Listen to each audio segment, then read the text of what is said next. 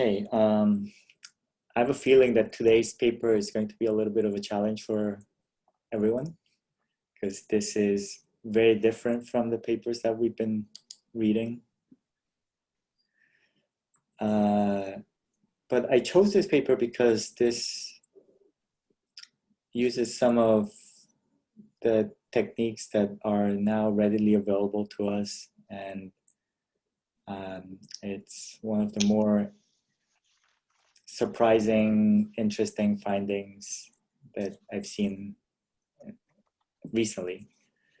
So I think we'll just have to go through each of the techniques in more detail than we usually do. And we'll see how far we get. All right, so should we start with figure 1? Or should we go over the premise of the paper? All right, anyone want to discuss the premise of the paper? It's pretty obvious, right? They want to find genes that are important for working memory. Mm-hmm. Right? And as they pointed out, this became possible to do in mice because of the resources, the diversity outbred mice, which are available through Jackson. And then they just subjected 200 different strains, inbred strains, to a memory task, hoping to find a region, a genetic locus that will show differences in working memory. Right. So that's the entire premise of the paper. I don't know how much we need to get into the each technique, but we'll just at least form some kind of a general idea of what they're trying to do and how it's done. So Amanda has nicely volunteered to explain to us what quantitative trait locus is, right? Yes. Do you have slides, or are you just going to talk? I have a slide prepared. So I'll stop sharing and then you can share your slide. Sure, thank you.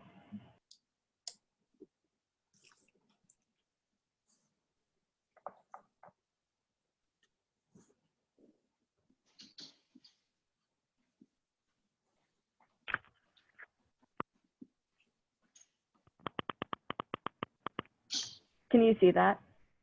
Yep. Okay, great. All right. So I did some research on what quantitative trait locus was because I was having a hard time with figure 1, especially graphs like C through F, I believe. And so what I found is that a QTL, or quantitative trait locus, is a region of DNA that corresponds to a phenotypic trait, and it can also produce 2 or more genes. And so they're often found on different chromosomes, but they can correspond with the same phenotypic trait.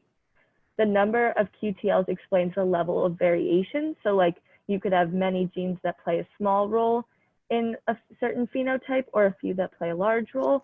And so the different combinations of these QTLs determines the level of penetrance or variation of the phenotypic trait, especially if there's different variations like skin color and stuff like that. And so usually the control, they do continuous traits such as height. They're typically associated with a single trait, and then what they do, especially in this paper, is that they can sequence it to find exactly where on the chromosomes these QTLs are connected. And so they help keep track of what genes are connecting to what trait, and then they help identify markers. So the basis of this paper is that they used a lot of these QTL markers to find out what parts of the chromosomes were involved in working memory. So. All right. I will stop sharing. Yes. Okay.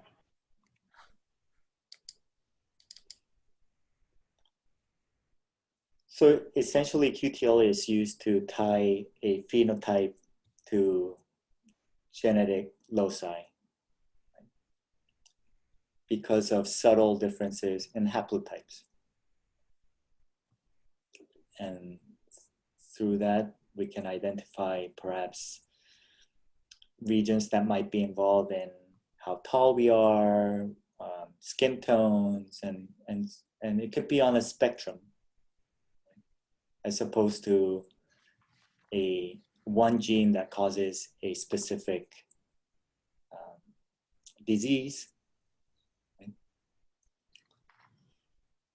And again, this is possible because although we use the C57 Black 6 as our wild type animals, and with there are many other strains of mice that are available that might show slight phenotypic differences between the strains. And this is also well known for the taste system. So there are mice that are more strongly attracted to sugars. Some are less attracted.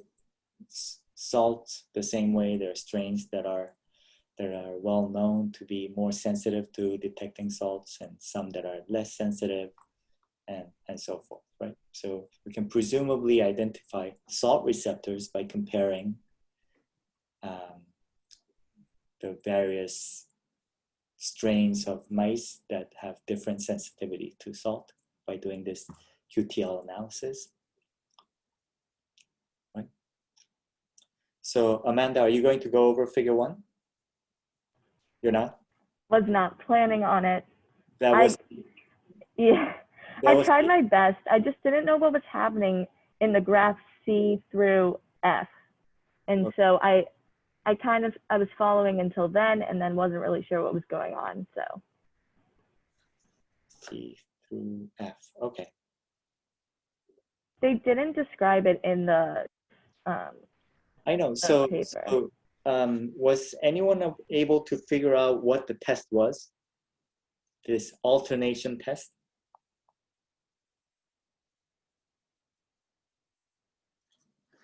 They have like a brief description on figure 2, I think. Yeah.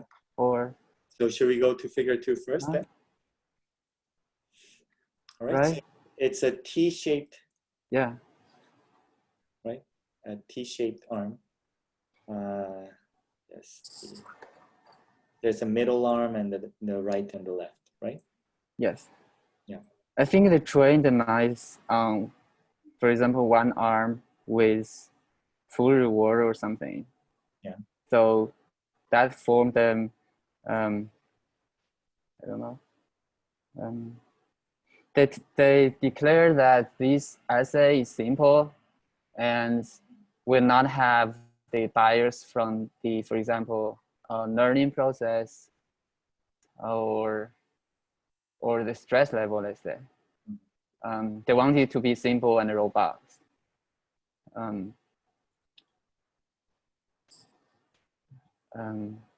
Anyway. All right. So then my take on this through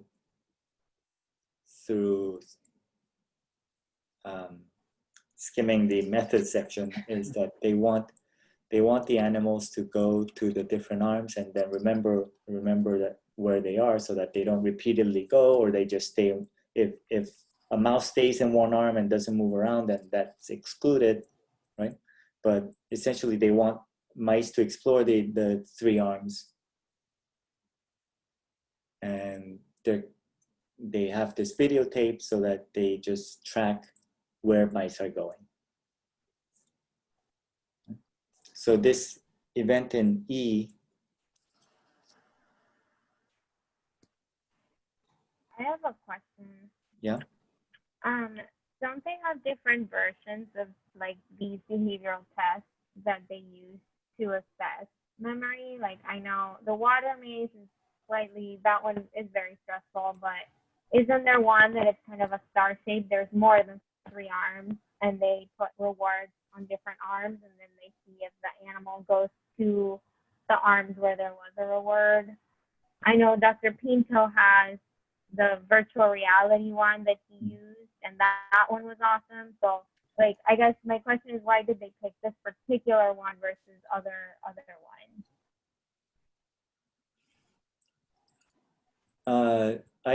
I think basically they don't want to do any training, right? Because they have 200 different animals, the strains, first of all, and you'll have to take a couple from each animal, and then you train each animal. You can imagine how difficult this is, right? So I think they wanted a simple task which will show that animals are exploring the different regions, but once they explore the different regions, and they remember it, and that was their definition of working memory. Right? Does that make sense? Yeah, it does. Yeah. So essentially, I think they just wanted to see this alternation pattern where they'll explore the three arms and make sure that they remember what's in each arm. And so the black 6 is the mouse strain that we typically use as wild types, and then they took the 200 different varieties of mice to compare them on this task. Yeah. And the way that they do this is that they take do people understand what this A means?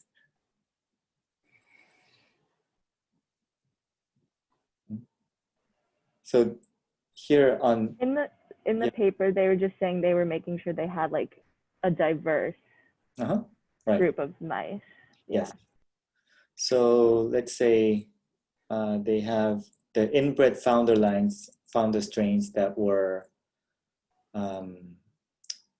say caught in Maine, and they were bred.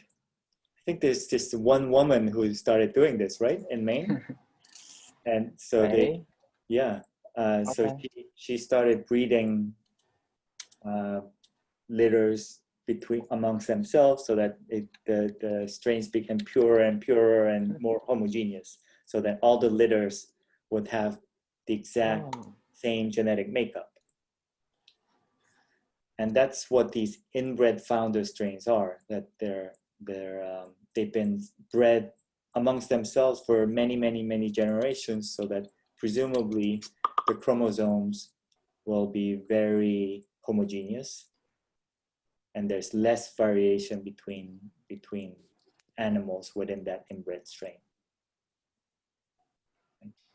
But this still doesn't account for all the epigenetic differences and things that can happen, so that people, I think we can all attest to how even C57s might be different between strains, right? Or between mice, right? Some might be bigger, some might be smaller, right?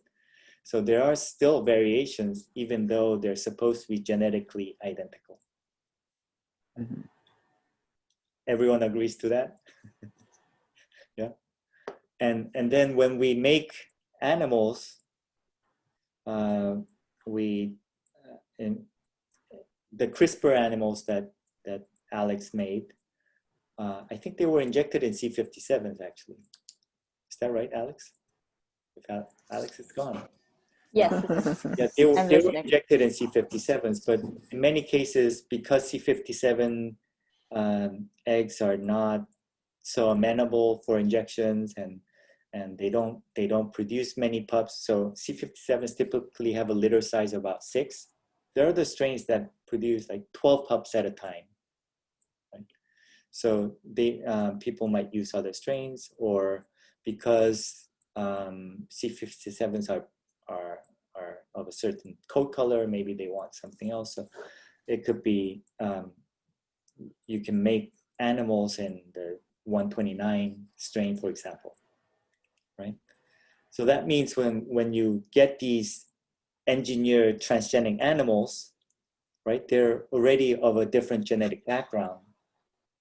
So we have to pay attention to bringing it back to mostly C57s by crossing this transgenic animal to wild type. So C57 lines, get pups, cross that again to different C57s, get pups, cross that again to C57s, get pups, and for at least like 5 generations so that we can get it closer to C57 background. And this will matter again if C57 and 129 have different sensitivities to salt, and we're interested in looking at salt sensitivity. We don't want that to be already biased by the genetic background. In any case, it's Jackson, which is a company that maintains mouse strains. They took 5 inbred founder strains and then a few other wild type founder strains. And then they started mating all these animals so that ultimately they came up with about 200 strains that have a mixture of the chromosomes from these, 8 different original strains. Does that make sense?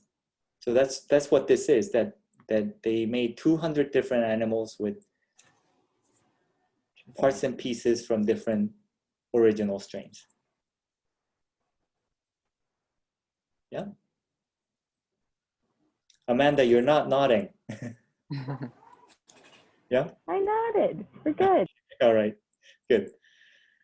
So then they look at alternation, percentage of alternation.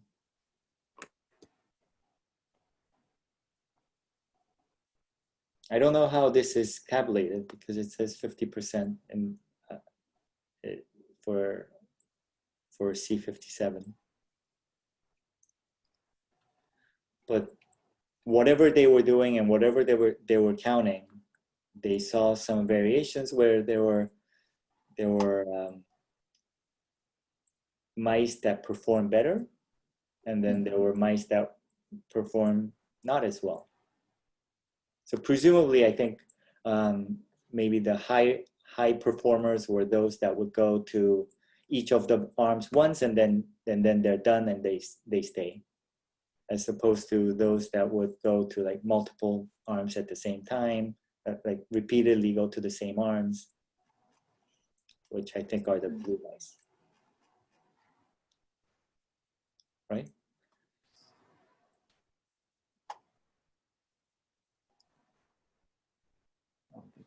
So that's C to F, which I didn't go into detail and read into so much detail to figure out what these were. Basically just shows us that whatever their task was, they found variability between different, from DO1 to DO200, and they could pick out which ones perform better. Yeah.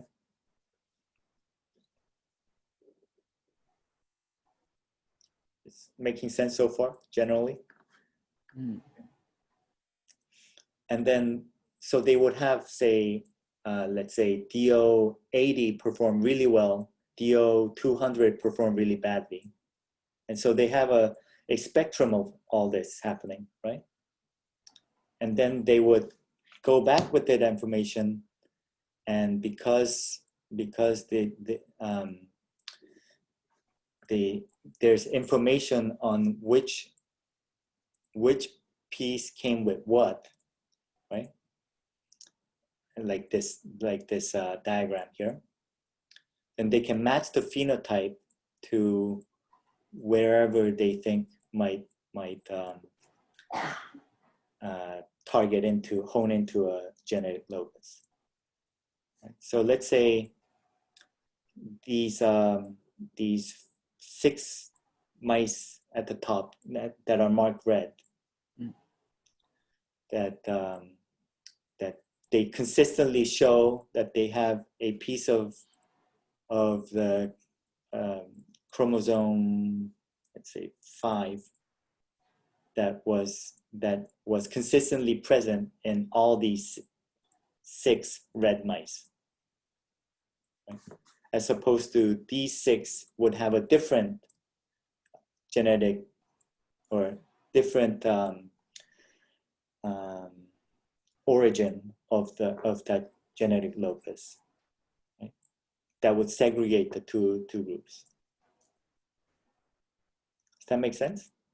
So this is possible because they have the 200 variety of animals, but they also have some sort of information on where each part comes for each. Mm-hmm. Yeah. There's an interesting note on their method. Actually, they purchased 200 mice initially, yeah. But the QTL mapping only done for the 182. Okay. Because some of them died, mm-hmm. and some of them doesn't want to perform the task. Mm-hmm. So. Yeah. Yeah. So basically, it comes down to saying that there's something in chromosome 5 that seems to be important for making this possible. That some probably a collection of genes in that chromosome 5 is helping animals have better working memory. Right? That's the whole purpose of figure 1. Yeah.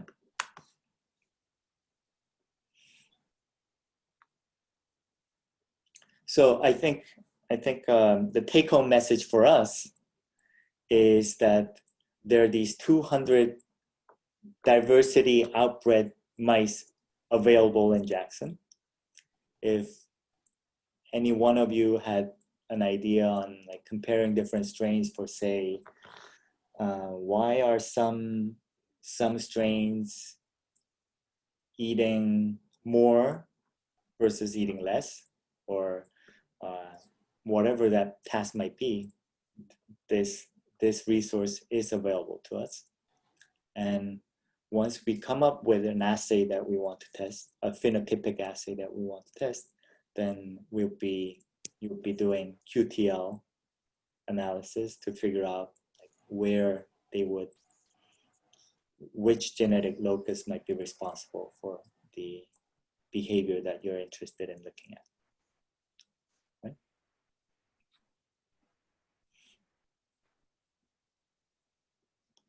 So, so far, they've targeted into chromosome 5, right? Mm-hmm. And so what happens in figure 2? Ooh. How did I do that?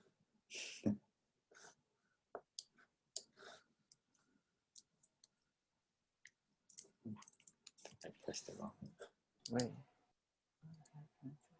How did I do that?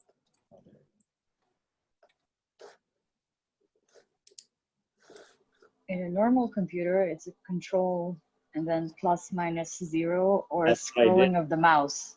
But yes, that's what I did. But it did this.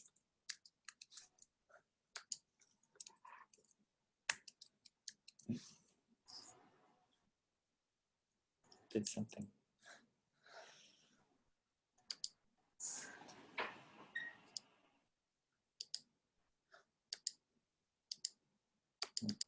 Okay. Better?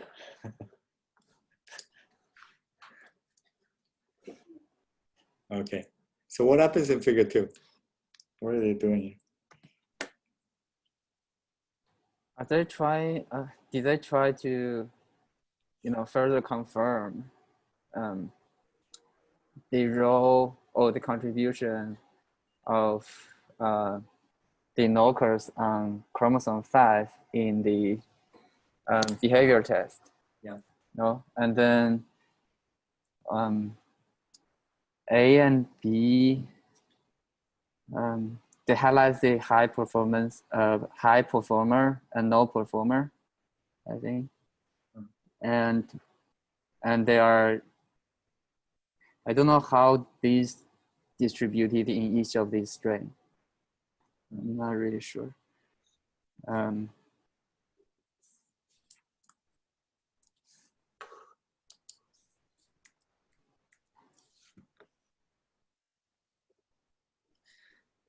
Well, I don't think we really need to go into detail on No. every panel, but Okay. the general idea is that they have this chromosome 5 locus that they think is important for this. Yeah. And then they come up with different other kind of working memory tasks to see if this holds up with that new memory task. And then I think they also try to cross some of these strains to see if that's still maintained, even though you might dilute out other regions of that is not their target region, right? So that they will cross between lines that perhaps the chromosome 5 is conserved, but then they mix and match with the mice that have this and see if the behavior or the phenotype matches what they think is happening in chromosome 5. Yeah. I think they also did it with the highest performing and the lowest performing. That's right. Yeah. They mixed those to see what's more dominant. Mm-hmm. So their own strains are called the CC mice, right? Mm. And that's what they're testing. They're maybe looking at chromosome 5 in finer detail so that they can get closer to the gene or genes that might be conferring this phenotype. Yeah. So should we move on to the next figure? Mm-hmm. Okay. All right. So what happened here?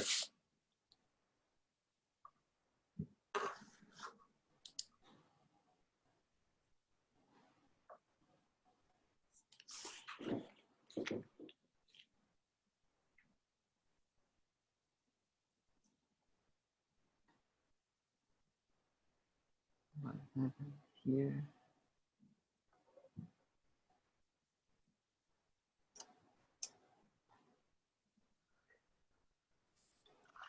So from QTL mapping, they know the chromosome 5 is significantly contributing to this memory task, right? But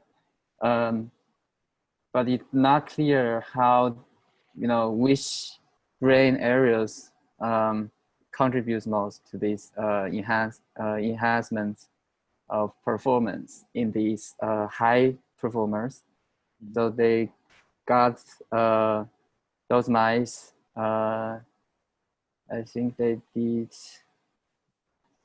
those from different regions. They take the cell or take the genome, did RNA profiling to see their transcriptomics.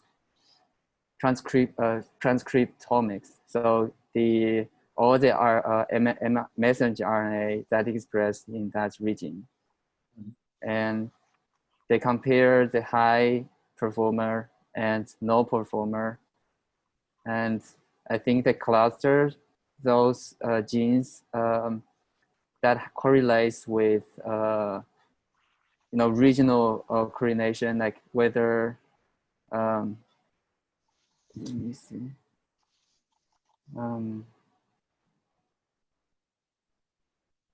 I think somehow it goes above. So they're looking at three brain regions that were known to be involved in working memory. Mm-hmm.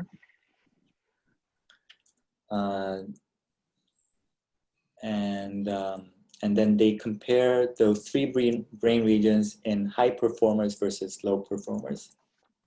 And they're doing RNA-seq analysis, right? Yeah. To see what genes are enriched and in each of these populations and comparing the high versus low performance. So that's 6 variables there, at least. Right? The high versus low, and then the 3 regions. Yeah. Yeah. But the darker the color is, meaning the more closely related. Yeah. Okay, they are more similar, that means. Yeah, yeah. Okay. Cool. So that means you want to look at the brain areas that shows no difference, most significant difference between high performer versus no performer, right? Yeah. So that means you will not looking at the middle part where shows by this sorry if I lost the color. So not by the HPF, but by the for example the green color with MDTH, with the little bit reddish, and that is PFC. So on the upper corner, upper left corner, you have this MDTH, and all lower right corner with the PFC. So so they're looking at, direct their attention to these 2 regions. Yeah. In the following next day experiments.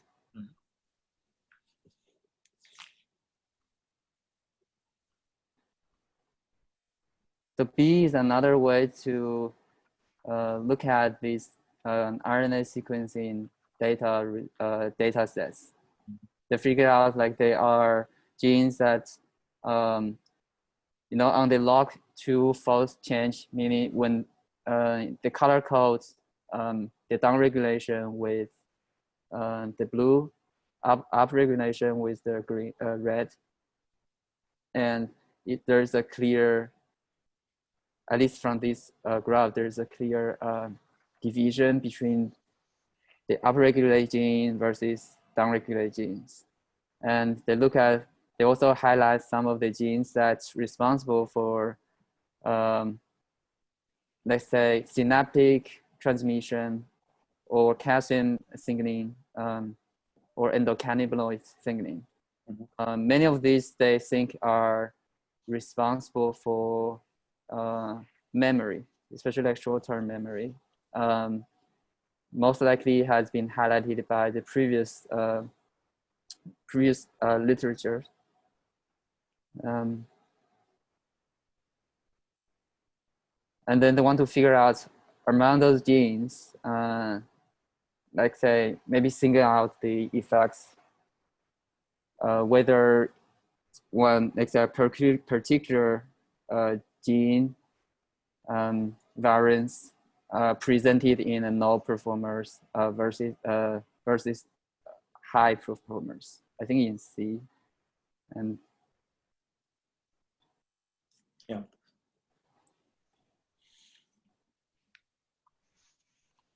Right. So then in D, they're highlighting some of the enriched genes that are enriched in the high performers. So like GRP12 in the mediodorsal thalamus, there's some genes that are not expressed in the high performers in this region, like TMEM 130, right? So this 0 is where the high performers and the low performers would have the same expression level. So that as you go up in the y-axis, these are genes that are expressed a lot in high performers. These are genes that are expressed less in high performers. Right? And they do the same thing for the prefrontal cortex. So NPTX2 was enriched in the prefrontal cortex in the high performers. and then they live in the hippocampus also. Mhm. Yeah. Yeah. So then they have their targets, and now they're going to do see if any of these genes are actually important for these tasks. Mm. So So they start with interference of the genes they found. Yeah. And so they just induce it. what does RNAi do? Oh, it degrades the mRNA of the target gene, so it lowers the expression of them. So this is they want to rapidly assess whether a certain gene is really important for this task, right? So I don't know why I end up talking about like money and time each meeting, but if they wanted to see the effect of NPTX2 Mm-hmm. in a mouse, then they could perhaps generate a knockout mouse. And maybe if they want to restrict this to just the prefrontal cortex, then they need to make a conditional knockout mice, right? Using the Cree-Lock system that we talked about, or the flock system that we talked about on Tuesday. So they would have to generate the NPTX2 animal, cross that to a Cree, and hope that works, right? And if they had many target animals, each of this would be a significant cost, but also generating a knockout mouse typically is a 1-year process. So that would be too long, and I think every one of you would be unhappy if I said you need to do this with by generating a mouse strain, wait a year before you can do any of the tests. So instead, what the approach that they took was to use viruses, right, that would express a RNA interference construct that will lower or even completely knock down the transcripts that are present in those regions. Right? That's what the NP2X. It's a loss of function experiment. So they're targeting NPTX2 in the prefrontal cortex, and then these 4 targets in the thalamus, right? And then they again do these tests in animals that were injected with these various viral constructs. Okay. So what is the disadvantage of using RNAi? Why do most people still prefer to generate a mouse line? It's just because it's not like a robust, or? Yeah, I think it's just a matter of percentage. And with the RNAi, sometimes it works really well and you remove most of the transcripts that are present there. But also sometimes, that's why we call it knockdown, not knockout, because sometimes you might have half of the transcripts that are left, and that might not be enough. So you might not get a clear result. I see. But here they did see a result, especially for the GPR12. Yeah. So that's right. And then they're just trying to, they just applied it to the animal training, the teammates, and they find that also for the GPR12 that is, it is also the RNAi, right? Yeah. And there is an effect, so that is in channel B. And then they did another test for overexpression in the C57, and they see there is an increase in their performance. So RNAi, basically, you can think of it as let's say you have an RNA sequence for NPTX2, right? RNAi would be the antisense to that. And that when cells detect this, that there's double-stranded RNA, they think that this is really bad, is mostly viruses that have double-stranded RNA. So then they have mechanisms for removing that, which is why you remove the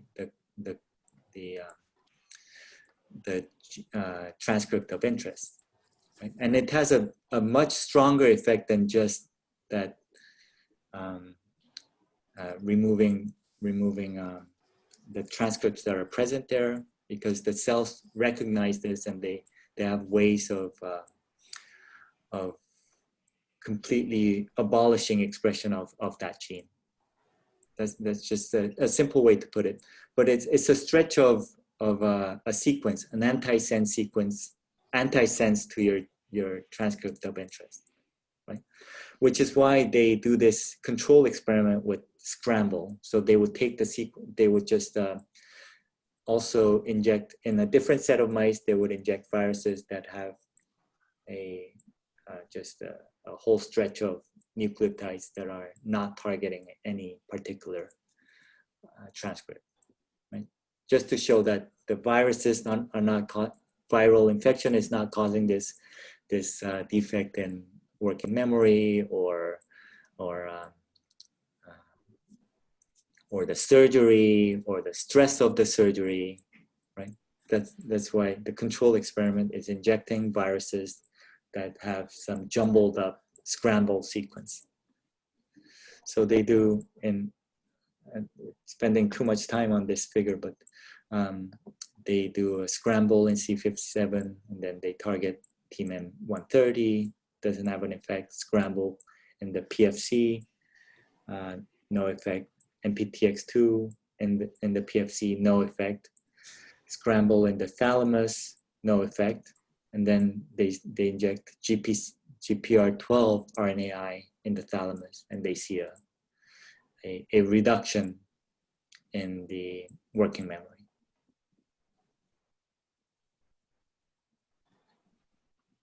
Yeah.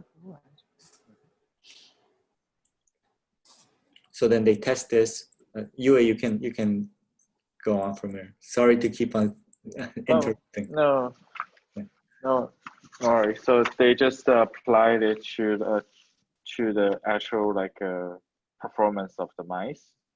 I think what they call here is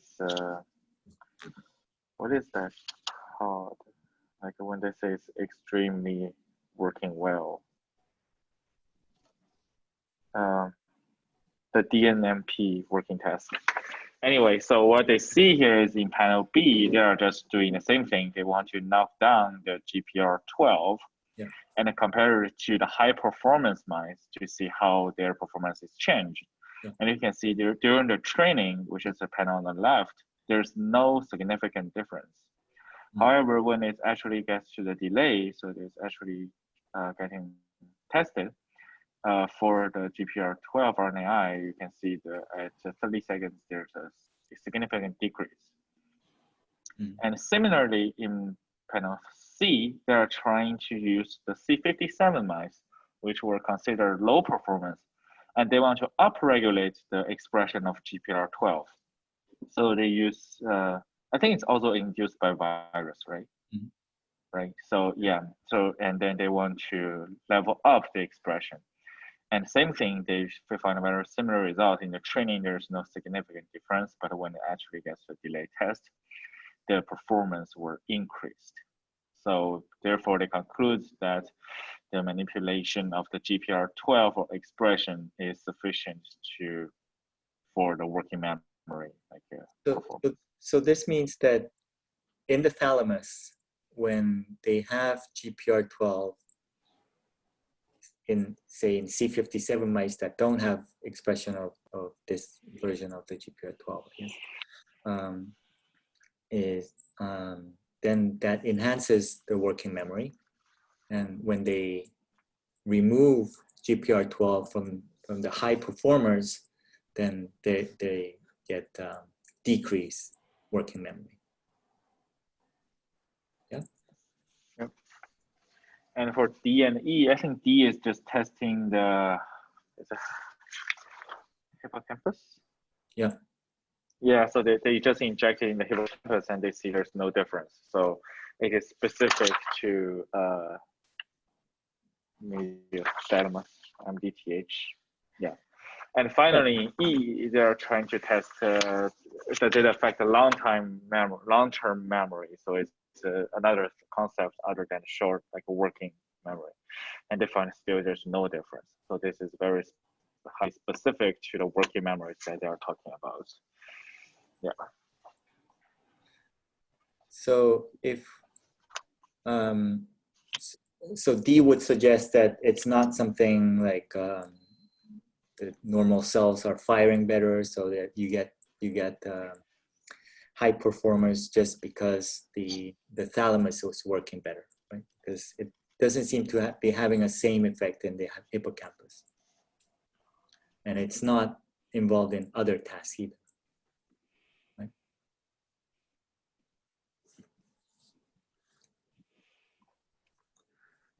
Right. So we come to figure 5. Right. So I think we can take a step back and think about what GPR12 might be before we get into figure 5. They keep on saying that this is an orphan receptor, right? Does everyone know what an orphan receptor is? GFRAL. It's an offer. Those are GPCR receptor, but without known, let's say, without knowing like say which target those receptor. Yeah. So. Yeah. So previously, most of the G protein couple receptors are fine because we already know the ligand, and then we just do we just test which one they bind. But nowadays, since we are also doing a lot of molecular work, so we are finding more receptors which we don't know what's bind to them, and they become orphans. Right? And it doesn't necessarily have to be GPCRs. It can be any kind of receptor. A receptor with whose ligands are not known, right? And if you think about the old days, and they would do, let's say, they wanted to find receptors or cells, they might label a ligand with, say, radioactivity, put that into animals, see where those ligands would stick, right? And that's how people identify cells or receptors. But when there were methods available to us that we could look at the genome, find sequences, just looking at the DNA sequences, genomic sequences, people are able to figure out which regions, which genes might have transmembrane domains, so they could be potentially receptors. Or by looking at how G protein couple receptors look, they can find new G protein couple receptors just based on the sequences, genomic sequences that are available. But we'll have no idea of figuring out what those receptors actually bind to. Right? So, Nancy, how many olfactory receptors are in mice? 1,000, right? Many. It's like 15,000 or 2 to the 56 power or something insane. Yeah. So there are at least 1,000 olfactory receptors, or at least stretches of DNA that seem to look like olfactory receptors. But very few of the 1,000 genes, we know what they're actually binding to. So this, and G protein couple receptor is one. So if there are 1,000 olfactory receptors, they're potentially able to bind to at least 1,000 different ligands or olfactants that are out there. And perhaps a goal would be to de-orphan each one of them. So we know, like, olfactory receptor 1 binds to chemicals A, B, and C. Olfactory receptor 2 binds to chemicals E, F, and G, and so forth, right? That'll be the de-orphaning process, which I think somebody said that like each, there's a process to doing that by doing chemical screens, but it's just so much work, and perhaps the rewards are not as much as we would like them to be. Anyways, G protein, GPR12 is one of those orphan receptors. We don't know what they're binding to, right? But even before going into figure 5, can you imagine if we know what binds to GPR12, and we can market that as being the miracle drug that gives you better working memory, right? I mean, it's pretty clear what we need to do once once you get to this point, right? Okay, so why don't we just briefly go into figure 5?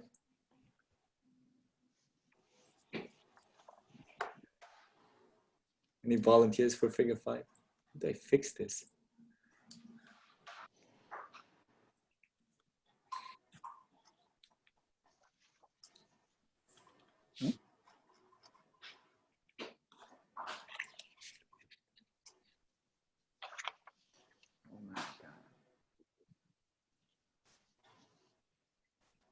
So I'll slowly go over each figure, each panel, then I can take more volunteers.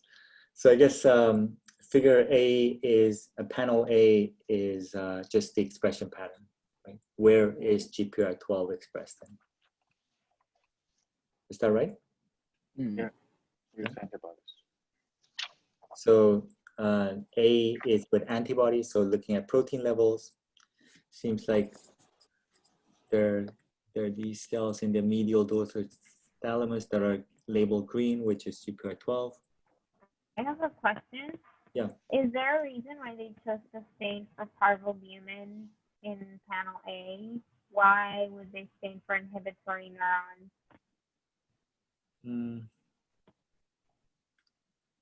I'm not sure, but it's one of the better known markers for this region. Okay.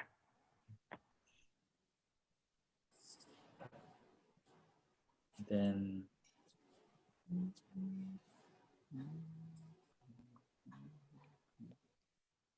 okay, so then what's in B? B is they do in situs to see where the GPR12 neurons are in red, but then they also trace from the PFC, right? So they suspect that because PFC is normally known to be an important region for working memory, they think there might be a direct connection between the GPR12 expressing neurons in the thalamus to the PFC. So they're injecting the green retrograde AAV or AAV virus retrograde AAV virus that will express green fluorescent protein. So they inject that into prefrontal cortex, and then those cells that are in the thalamus that project to the PFC will be labeled green. And I'm a little confused at this, just a little bit. So they see the GPR12 is expressed mostly in CA2, but I thought CA2 was involved in more social memory tasks. From just some of the papers that I've seen, I think I thought maybe CA1 or CA3 were involved more in working memory. Yeah, so that I'm just slightly confused that it's very present. I mean, yeah, the hippocampus also, but I think those three brain regions are mainly what is thought to be involved in this task that they tested the animals in. Okay. And it seems from figure B that the GPR12 expressing cells are projecting to the PFC because they're labeled with green and red. Does everyone get that? That the AAV is or the green cells are labeled green by virtue of sending their processes to the prefrontal cortex. So these people, the researchers injected the virus in the prefrontal cortex, a virus that will be taken back to the original soma. And that's why you're seeing green cells in the thalamus. Right?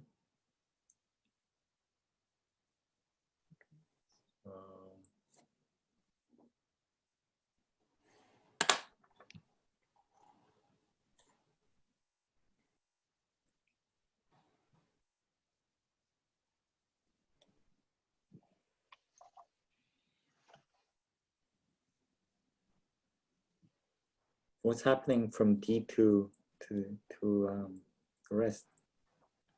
Doesn't seem like much. I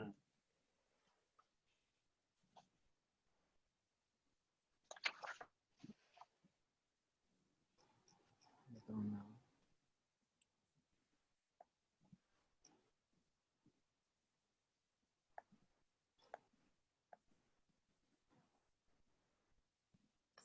Any volunteers to go over the rest of the figure?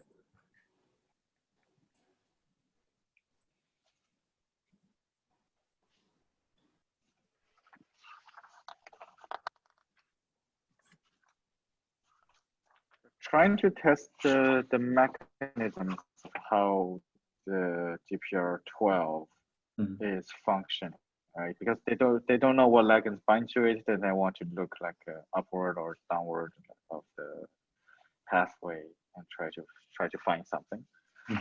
So I think indeed they're just testing like if they overexpress GPR12 in the cells, they are able to see a surge of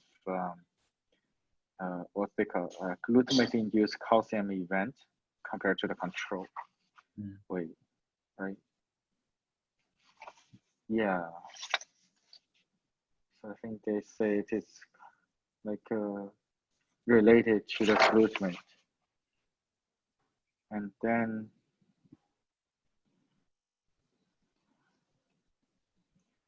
yeah.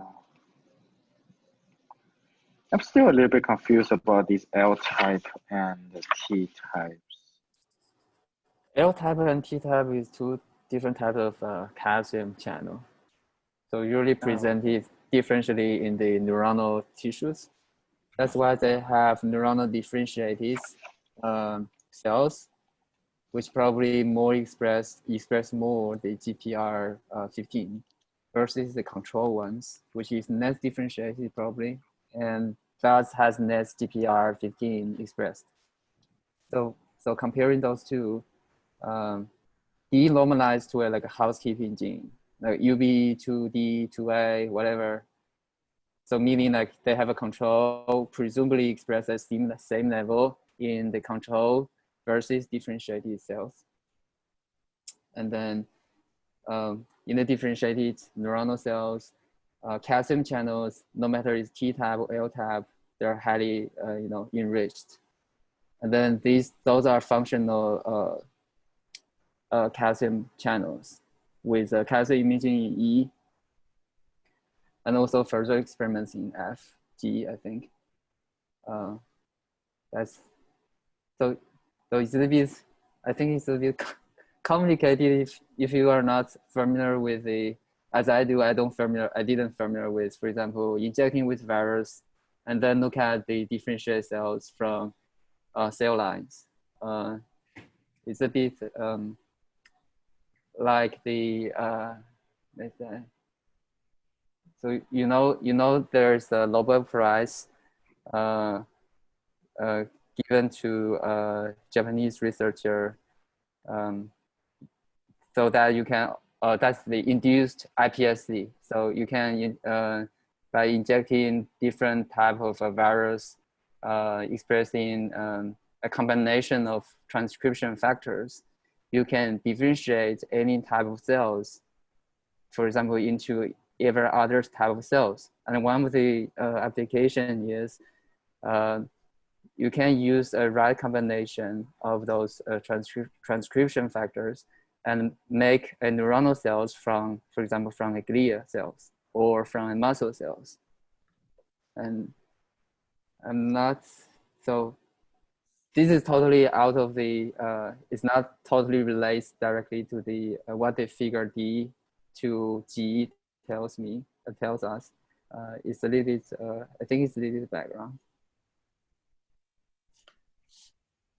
Well, so as a matter of fact, I think by the time that they got here, or to the previous figure, I mean, it's an amazing finding, right, so far, that there's this GPR12 that is expressed in the thalamus that confers better working memory. They don't know what it's doing at all, right? But it seems to be in the thalamus, and in particular neurons in the thalamus that project to the PFC, right? So that's what they have so far. And I guess it would have been even more amazing if they found what it's reacting to, or what the ligand is. But that, again, I'm sure they're doing this right now, and maybe they have all these major pharma companies that are interested in doing this with them, right? But I think they wanted to at least characterize what GPR12 might be doing functionally. Yeah. Yeah. And that's this all this. What is it doing to the calcium levels? Could it be affecting calcium channels and this and that and right? Functionally, what it's doing. So here they use photometry or calcium imaging to figure out how these neurons might be reacting. Because now, one thing that this does give them is, by looking at cells that express GPR12, they perhaps have a better handle on how these neurons might be reacting. So that's all this is, that they're trying to figure out what really is going on in these neurons while working memory is taking place. And in a way, this figure 6 takes a step back, because they're now characterizing those neurons more than the GPR12 itself. But this is something that, as you probably get the sense that this is still ongoing. But the findings here are just really groundbreaking, and I think it'll really lead to more amazing papers. Right? And I think that all this is, sometimes this is what you see in papers where the information that you get or read is not so clear. And it's because the field is there. They just haven't figured it out clearly enough to convey what's happening, right? Can you imagine if they had found the ligand, right? It would be easy. They could say, oh, it's some peptide that's produced by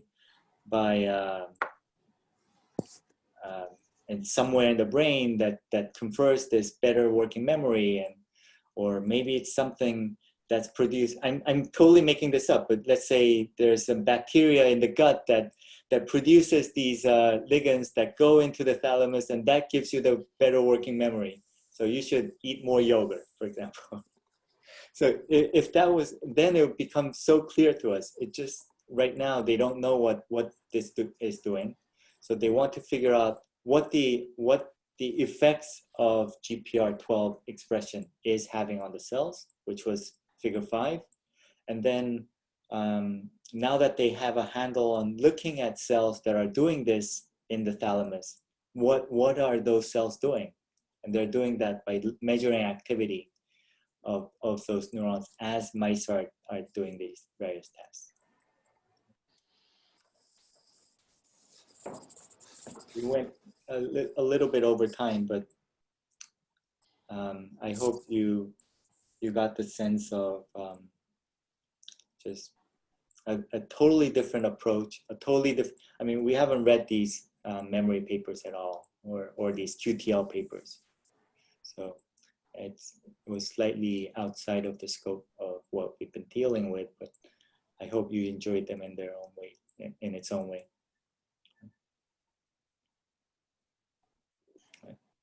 Any other comments? No, we're good. Yeah. All right. Well, thank you, everyone. Thank you for your contributions. And I'll see you on Tuesday, where Kyujin will be presenting her recent work on Tuesday. Yes, maybe.